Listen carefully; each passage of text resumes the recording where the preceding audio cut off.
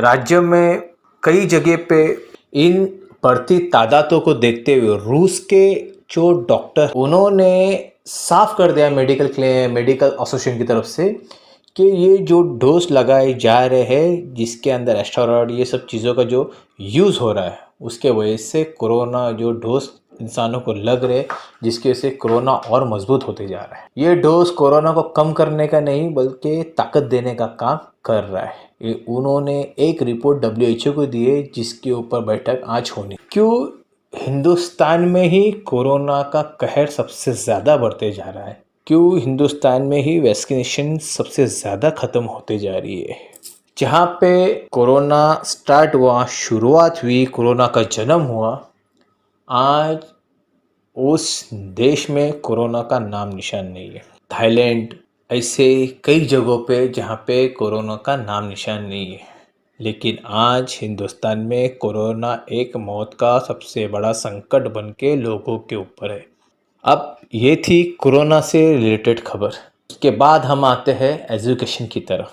HSC और SSC के exam postpone होने से बच्चों की जो एजुकेशन कॉलेजों के एडमिशन मेडिकल इंजीनियरिंग की थे वो 2 साल का अरसा बढ़ गया। ऐसे में सेंट्रल गवर्नमेंट स्टेट गवर्नमेंट क्या कदम उठाना वाली है या नहीं, या आगे कुछ सोचने वाली है।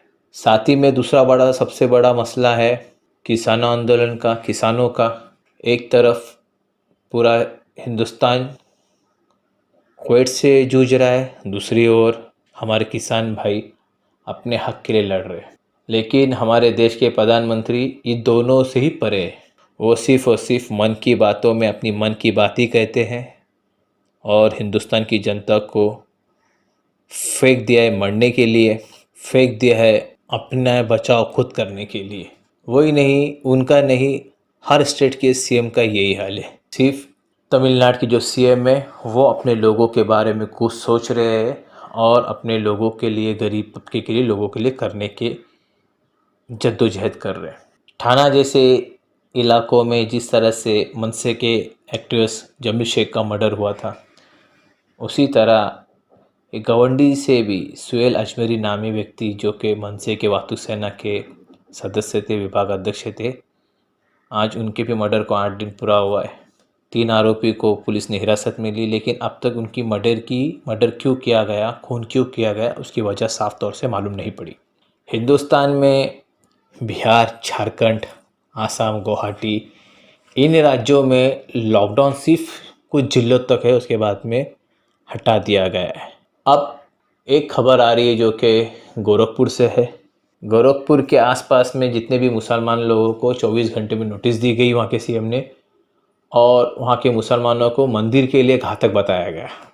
उस नोटिस के इला पे सब काम कर रहे, प्रशासन के लोग काम कर रहे, और जो 100 साल से मुसलमान वहाँ रह रहे थे उनके घर तोड़ के उनको दूसरी तरफ शिफ्ट किया गया है। तो ये किस तरह से यूपी की एक सियासत चल रही है। यूपी में साफ नज़र से देखा जा रहा है तो यूपी के अंदर सिर्फ और सिर्फ धर्म की सियासत चल रही है। CM आदित्यनाथ सिर्फ और सिर्फ धर्म का ही काम कर रहे हैं, जबकि इस ओहदे पे पहुंचने के बाद में उस राज्य के CM का काम होता है कि उसके लिए सभी एक जैसे होते हैं, क्या हिंदू, क्या मुसलमान, क्या दलित, क्या क्रिश्चियन, क्या पंजाबी। लेकिन योगी आदित्यनाथ सिर्फ और सिर्फ वहाँ पे धर्म का ही काम कर रहे हैं और दंगे फैलाने का काम कर रहे हैं। ये यूपी की हकीकत है।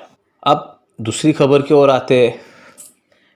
गर्मी का महीना शुरू हो गया और अकाल पड़ना, दुष्काल पड़ना वो भी शुरू हो गया। भुसावल, जलगांव, ये ऐसे जो इलाके हैं जहाँ पे सूखा पड़ा है और किसान पानी के लिए यहाँ से वहाँ भटक रहा है। तो हमारे स्टेट गवर्नमेंट, सेंट्रल गवर्नमेंट ये सब चीज़ों की छोड़ने की बजाय वो अपनी मन की बात और अपनी ही सियासती चमकाने में लगी हुई है।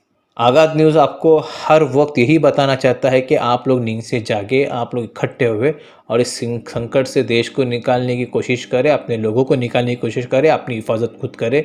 क्योंकि हिंदुस्तान की राजनीति ये ना ही हम लोगों को निकाल सकती है और ना ही हम लोगों को कुछ फ़ायदा कर सकती है। ये थी आगाज़ न्यूज़ की एक छोटी सी तीखीदार बुलेटिन।